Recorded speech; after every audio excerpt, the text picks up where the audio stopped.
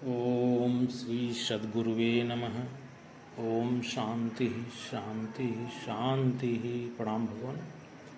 भगवान आज दृग्दृश्य विवेक में परम पूज्य ब्रह्मनिष्ठ महात्मा स्वामी श्री अखंडानंद जी महाराज का प्रवचन नंबर 13 है। इस प्रवचन में स्वामी जी दृष्टा दृश्य विवेक के विषय में बता रहे हैं। कहते हैं कि चिति, यह जो चिति है जिसको संवित भी बोलते हैं, इसका उदय और अस्त नहीं होता। कहते हैं कि दुनिया में देखने में आता है कि दिए की लौ जलती है और बुझ जाती है, आग जलती है बुझ जाती है, सूर्योदय होता है और सूर्यास्त हो जाता है। दुनिया में जितनी रोशनी होती है वह उदय होती है और अस्त होती है। नेत्र ज्योति भी उदय होती है और अस्त होती है। मनोज्योति भी उदय होती है और अस्त होती है। यह जो आत्म ज्योति है, क्या यह कभी उदय और अस्त होती है या नहीं? तो स्वामी जी कह रहे हैं कि जैसे सूर्योदय सूर्यास्त होता है, जैसे चंद्रोदय चंद्रास्त होता है, और जैसे शुक्रोदय शुक्रास्त होता है, वैसे यह आत्म चैतन्य जो है इसका उदय और अस्त नहीं होता। बोले भाई सुसुप्ति में इसका अस्त हो जाता है और जागृत स्वप्न में इसका उदय हो जाता है, इसमें आपकी क्या राय है? तो कहते हैं कि जागृत स्वप्न में यह आत्म चैतन्य दर्शन वृत्ति में आरूढ़ होकर जागृत और स्वप्न के दृश्यों को प्रकाशित करता है, विषयों को प्रकाशित करता है। दर्शन वृत्ति में आरूढ़ होकर के जागृत अवस्था में बाह्य के समान विषयों को प्रकाशित करना और स्वप्न में केवल वृत्ति पर आरूढ़ होकर वृत्तियों को ही तत् विषय के रूप में प्रकाशित करना। स्वप्न में अंतरता होना और जागृत में बाह्यता होना, यह जो अंतर्वत और बाह्यवत आत्म चैतन्य में भासता है, सुसुप्ति में यह अंतरपना और बाह्यपना दोनों नहीं भासता। बोले कि भाई सुसुप्ति हुई तो आत्म चैतन्य का अस्त हो गया और जागृत स्वप्न की अवस्था हुई तब आत्म चैतन्य का उदय हो गया।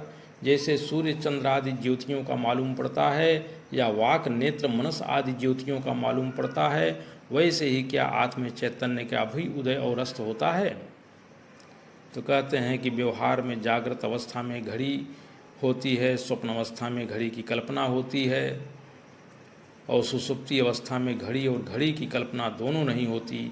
तो प्रश्न यह होता है कि वहाँ आत्म चैतन्य, वहाँ आत्मा, वहाँ मैं रहता है कि नहीं?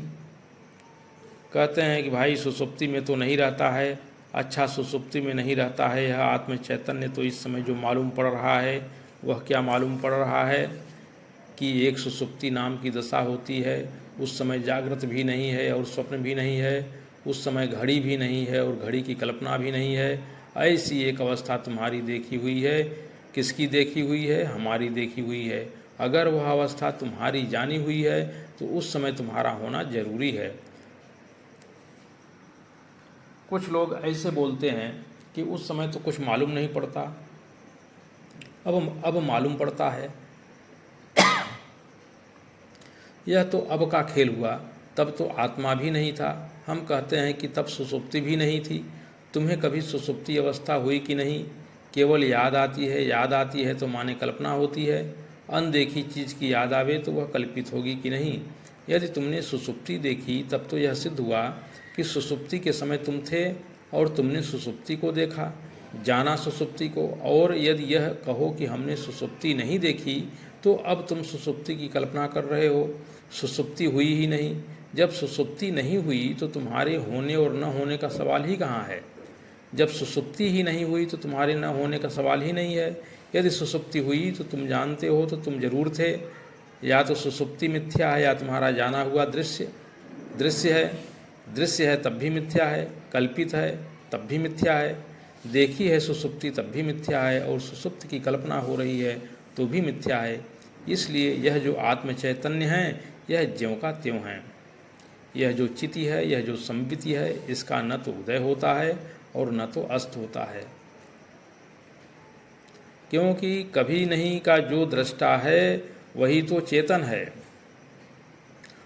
आत्म चैतन्य के बारे में यदि आप यह सोचते हो कि कभी नहीं था, अगर ऐसा सोचते हो कि यह कभी नहीं था, तो यह गलत है, क्योंकि कभी नहीं था का जो दृष्टा है वही तो चेतन है।